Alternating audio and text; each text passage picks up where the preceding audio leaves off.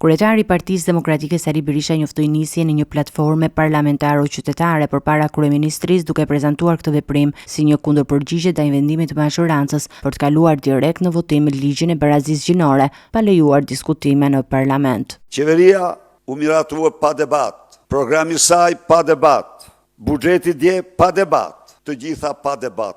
Atëherë ne do të hapim platformën parlamentaro-qytetare para ndërtesës Këshillit të Ministrave. Si hapi parë, por ne ndaj këtij regjimi jemi të vendosur të qëndrojmë me të gjithë potencialin dhe forcën tonë. Ne nuk nënshtrohemi. Lideri i opozitës theksoi se kjo foltore nuk përbën bojkot të parlamentit, por një mënyrë për të vazhduar betejën dhe brenda sallës dhe komisioneve parlamentare, duke përballur atë që ai e cilësoi si mbyllje të gojës së opozitës. Bojkoti parlamentit. Jo, po kjo do thotë se opozita do zhvilloj betejë dhe brenda parlamentit. Ajo ka të gjithë potencialin, të gjithë trashëgimin dhe kësaj dhune të pandërprerë, kësaj mbyllje goje të opozitës në parlament, ajo do i përgjigjet me mjete adekuate si në komisione, ashtu dhe në sallën e parlamentit. Ndonse nuk ka një datë caktuar për protestat, Sali Berisha nuk heq dorë nga përballja në sheshe me qytetarët deri në largimin e qeverisë. Protestat kombëtare